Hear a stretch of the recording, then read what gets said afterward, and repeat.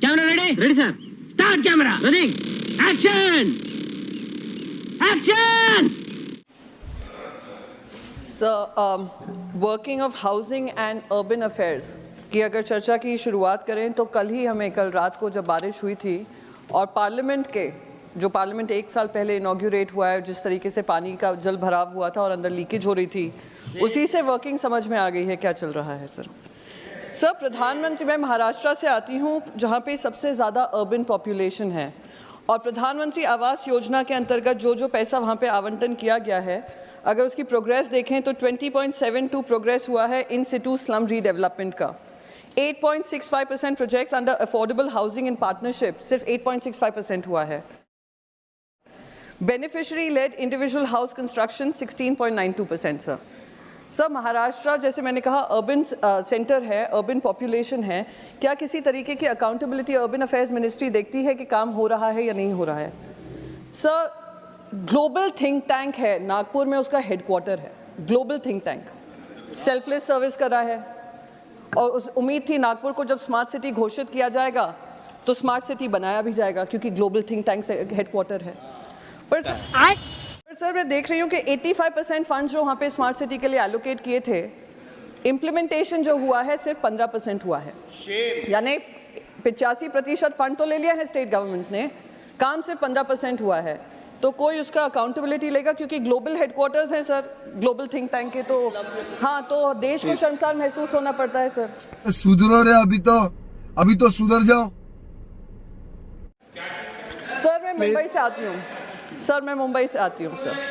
Sir Mumbai एक coastal city है और अगर उसका किसी तरीके का विस्तार करना है तो या तो हम सी रिक्लेम कर सकते हैं। क्लाइमेट चेंज तो देख ही रहे हैं, उसका प्रभाव क्या हो रहा है केरला में हमने देखा है, तो सी हम रिक्लेम नहीं कर सकते हैं। एक बहुत बड़ा प्रोजेक्ट 2022 में, धारावी रीडेवलपमेंट प्रोजेक्ट 2022 में एक पर्टिकुलर इंसान को, इंडस्ट्रियलिस्ट को दिया गया था। 590 एकड़ का वो प्रोजेक्ट है सर, जिसमें 300 एकड़ का रीडेवलपमेंट होना है, जिसमें एक नेचर पार्क भी आता है, एक पावर प्लांट भी आता है और एक पंपिंग स्टेशन भी आता है। वो पूरा 590 एकड़ टेंडर के अनुसार उनको दे दिया गया था कि उसमें आप ट्रांजिट कैंप्स बना लीजिए, आप उसमें रिहैबिलिटेशन का जो एलिजिबल हैं आप रिहैबिलिटेशन कर लीजिए। टेंडर के अनुसार उनको दे दिया गया। वो जीतने के बाद वो आकर, वो जिनको ये कॉन्ट्रैक्ट दिया गया है, वो आकर कहते हैं हमें और लैंड चाहिए। और आखिरी में मैं कहता हूँ, चलते चलते आप 2 लाइनें कहता हूँ, बुनियाद को नकार कर जो इमारतें उठाएंगे, हम भी देखते हैं वो किस मंजिल तक जाएंगे। रिहैबिलिटेशन के लिए उन्होंने 540 एकड़ और मुंबई के मांगे हैं, जो राज्य सरकार उनको फ्री में दे रही है। आप मुझे बताइए, देश के इतिहास में जो भी रीडेवलपमेंट प्रोजेक्ट टेंडर के अनुसार जीते गए हैं, कि आपको 3 गुना लैंड चाहिए, 300 एकड़ का रीडेवलपमेंट है, पर आप मांग कर रहे हैं 1100 एकड़ की। यानी खुली मुंबई में तो लूट मची हुई है कि किस तरीके से लैंड ग्रैब करें। और ये जो लैंड लिया जा रहा है वो ऐसी जगहों पे लिया जा रहा है जो एनवायरमेंटल हैजर्ड भी हो सकते हैं। सॉल्ट पैन लैंड्स की बात करें, सॉल्ट पैन लैंड्स उनको हैंड ओवर कर दिया। माहिम नेचर पार्क है, उसको भी उठाकर इनके हाथ में कर दिया गया। ये मुझ पे आरोप लगा रहा है, मैं पढ़ के बोल रहा हूँ। पीएम टेलीप्रॉम्प्टर से बोलते हैं सर, प्राइम मिनिस्टर टेलीप्रॉम्प्टर से बोलते हैं। आप अपना पद का मान रखिए सर, उनको उठ के बोलिए माफी मांगेगा, then I will continue my speech. No sir, you have to intervene. Sir, you are the speaker of this house. No sir. आपको कंटिन्यूस करना है तो करिए, उनका नाम सदन के रिकॉर्ड से निकाल दिया है, नहीं करना है तो आप डायरेक्शन मत दिए कि उनको माफी मंगाइए। कैमरामैन जल्दी फोकस करो। आप मुझे डायरेक्शन नहीं दे सकते। कोई 60 साल पहले जवाहरलाल नेहरू का बात करेगा, दूसरे नेताओं का बात करेगा, तब आप कुछ नहीं बोलेंगे। सब बोलते हैं। मैं 5 साल पहले का डिमोनेटाइजेशन का बात करूंगा तो आप कहेंगे भाई वर्तमान इशू पे बोलिए। बजट सर ये पक्षपात नहीं चलेगा सर। बजट पे मैं बजट पे ही बोल रहा हूँ।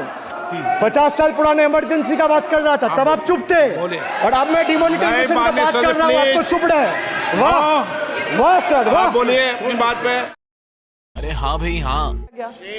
ओपन स्पेसेस की बहुत कमी है मुंबई में सर, और महालक्ष्मी रेस कोर्स एक बहुत इंपॉर्टेंट, एक आइकॉनिक जगह है, जिसको भी रीडेवलपमेंट ब्यूटिफिकेशन के अंतर्गत उसको प्राइवेट कॉन्ट्रैक्टर्स को हैंड ओवर करने वाले हैं। सर दुख इस बात का होता है कि रीडेवलपमेंट, अर्बन हाउसिंग और अर्बन ब्यूटिफिकेशन के आधार पर अनप्लैन्ड डेवलपमेंट हो रहा है, और उसका एक जीता जागता उदाहरण हमारा पार्लियामेंट भी है। आप देखिए, तो मेरे लिए तो बड़ा सिंपल है, ऐसे लिया और ये गोबर जिनको रिफाइन करके लेना हो लो, मुझे कोई दिक्कत नहीं है, ऐसे लेके।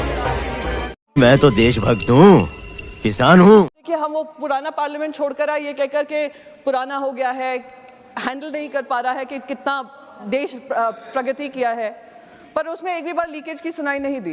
कल तो हमने नेचुरल स्विमिंग पूल भी देखा जहाँ अंदर ही लीकेज हो रहा है। तो अगर हमें अर्बन डेवलपमेंट की हम बात करें, हाउसिंग अफेयर्स की बात करें, ज़्यादा से ज़्यादा शहर अब अर्बन जो पॉपुलेशन है अर्बन सेंटर्स में आ रही है, क्योंकि जॉब्स की प्रावधान वहाँ पे होते हैं।